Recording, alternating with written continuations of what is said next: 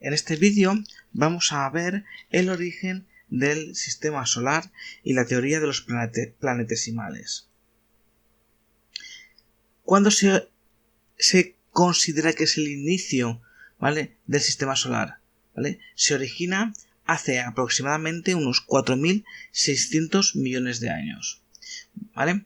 En ese momento era una nebulosa confeccionada de partículas, ¿vale?, que giraban en sentido antihorario. ¿Vale? Era una nebulosa que tenía un sentido antihorario.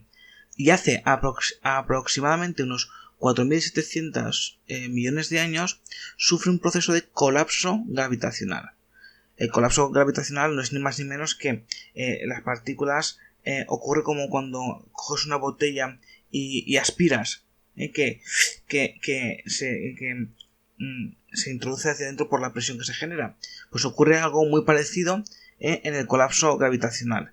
De manera que en esa nube, ese globo, es como si cogieses el globo por dos extremos y lo apretases. Se genera una especie de disco que está girando, en el cual en el centro queda el Sol. Voy a retroceder un segundo. A ver. En el cual en el centro queda el Sol y alrededor una forma de plato redondeado cubierto de partículas que no han sido absorbidas por el Sol. Así que esas partículas por ahí flotando alrededor, ¿vale?, girando y orbitando, ¿vale? Es lo que vemos en esta figura número B, ¿vale? Que tenemos ahí el Sol en el centro, ¿vale? Y esos anillos que dan vueltas alrededor. Esos anillos están confeccionados de partículas de polvo, ¿vale? Es decir, pasamos de una esfera, ¿vale?, a un disco con un abultamiento central, ¿vale?, que es ese Sol, ¿vale? ¿Qué ocurre en los discos? Lo que ocurre en este disco gigante es que las partículas más pesadas, por efecto de la gravedad del protosol que estaba formándose en ese interior, se quedan más cerca, ¿vale?, de la parte interna, ¿vale?, debido a esa gravedad que está ejerciendo el Sol. Y las partículas más ligeras se van hacia el exterior de este enorme disco, ¿vale? A partir de que el Sol ya está formado, este disco empieza también a definirse un poco más. ¿Y qué es lo que ocurre? Que las partículas empiezan a chocar unas con otras fusionándose, ¿vale? Es decir, que una vez que las partículas se han distribuido a lo largo de este anillo grande por peso, por decirlo así, ¿vale?, las más pesadas se quedan en el centro, ¿vale?, en la parte interna del disco, y las partículas más ligeras se van hacia el exterior, o se quedan en el exterior. A partir de ahí estas partículas empiezan a chocar unas con otras, ¿vale?, haciendo cada vez que de pequeños granitos pasemos a rocas pequeñas como el tamaño de un puño. Este tamaño de rocas empiezan a chocar unas con otras, se van fusionando, se van pegando, hasta que cada vez van aumentando el tamaño, pasando pues de unos pequeños granos a rocas más grandes, a rocas con un diámetro de unos pocos kilómetros, a rocas con un tamaño de centenares de kilómetros, y van así aumentando su tamaño hasta que llegamos a la figura esta E, ¿vale?, a la cual se quedan orbitando alrededor del Sol unas estructuras redondeadas de un tamaño aproximado al de la Luna, ¿vale? A esas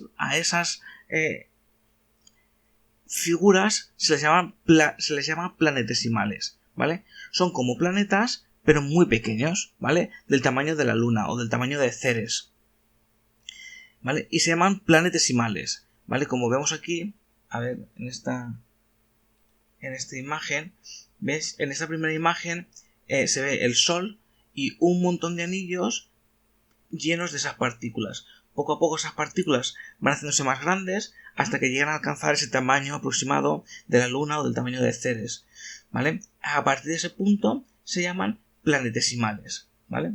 Y esto ocurre aproximadamente pues unos 200 millones de años después, ¿vale? Poco a poco esos planetesimales van chocando unos con otros, ¿vale? Y van confeccionando lo que serían los planetas, ¿vale? Como los elementos más pesados estaban en el interior, ¿vale? En el interior se generan los planetas interiores. Hablamos de Mercurio, hablamos de Venus, de Marte y de la Tierra. Y los elementos más ligeros que se habían quedado a la afuera del anillo realizan los planetas exteriores, que son Urano, Neptuno, Júpiter y Saturno, ¿vale? Y Plutón, que se queda como un planeta enano hacia las afueras. Por eso los planetas interiores son rocosos y son más densos que los planetas exteriores, que son de estructura gaseosa. Entonces, según esta conformación de anillos, hubiese habido un planeta más en el sistema solar, un planeta que estaría entre medias de Marte y de Júpiter. Pero ¿qué es lo que ocurre? Es decir, aquí tenemos los planetas interiores, ¿no? Está el Sol, Mercurio, Venus, la Tierra y Marte, ¿vale? Por fuera de este anillo, el siguiente planeta que viene es ya un planeta exterior, que es Júpiter. ¿Pero qué ocurre con Júpiter? Júpiter tiene un tamaño colosal. Es el planeta más grande del sistema solar. Entonces, la gravedad que él tiene es tan grande, debido a su tamaño, que hizo una interferencia en este siguiente anillo que había aquí. Hizo una interferencia de manera que no se pudo generar ese planeta. De manera que aquí, entre Marte y Júpiter, se queda ese cinturón de asteroides. Ese cinturón de asteroides no es ni más ni menos que esos asteroides, esas partículas que no fueron capaces de juntarse unas con otras para formar esos planetesimales, y después que esos planetesimales se pudiesen juntar para formar un planeta.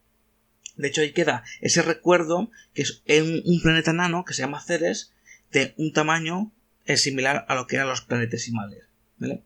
Y eso ocurre por la interferencia gravitacional de Júpiter. Si Júpiter no hubiese sido tan grande, hubiese permitido que se hubiese formado ese quinto planeta interior, ¿vale? Pero no ocurrió, ¿vale? De manera que hace aproximadamente unos 4.000 millones de años se queda el sistema solar con la estructura que conocemos hasta nuestros días, ¿vale? Con la estructura que conocemos.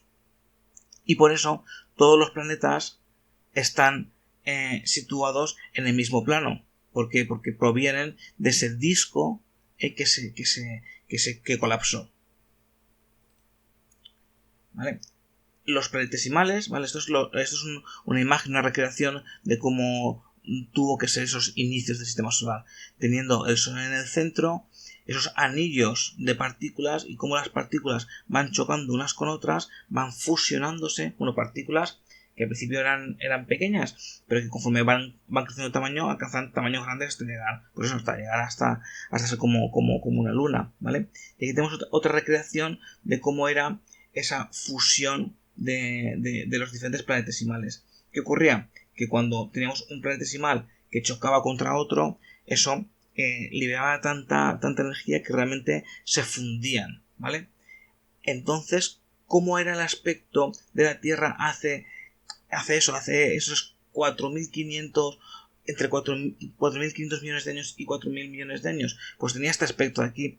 Realmente era una bola de un magma, de una lava fundida.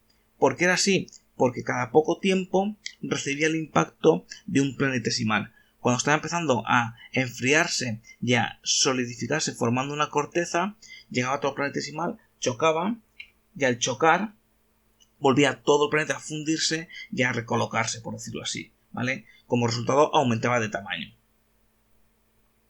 Entonces, hasta que no se absorbieron todos los planetesimales que estaban en esa órbita del planeta, no pudo consolidarse una estructura de la geosfera estable, por decirlo así. Hasta que eso no ocurrió, que fue hace unos 4.000 millones de años, el planeta realmente era una bola de un magma líquido o semilíquido, ¿vale? Fluido, ¿vale? En el que no podían confeccionarse una corteza rígida, estable y fría, porque cada cierto tiempo estaba recibiendo el impacto de otro planetesimal, como aquí vemos. Cuando ya se absorben todos los planetesimales que le pertocan de la órbita, ya se estabiliza la situación, y al estabilizarse la situación ya no recibe más impactos de otros planetesimales y el planeta adquiere la estructura que conocemos hoy en día, con esa corteza bien definida, con el manto y con el núcleo. ¿Vale? A partir de ese momento no es que no reciba impactos, pero ya son impactos menores, y son impactos de asteroides, de meteoritos que están orbitando en el sistema solar, pero que su masa, la masa de esos asteroides o de esos meteoritos, no es lo suficiente como para generar otra vez que se vuelva a este estado de magma semifluido, ¿vale? A esta teoría de esos choques y ese crecimiento de pequeñas rocas hasta formar grandes esferas denominadas planetesimales se llama la teoría de los planetesimales, ¿vale? Y es la teoría aceptada hoy en día para explicar el origen del sistema solar.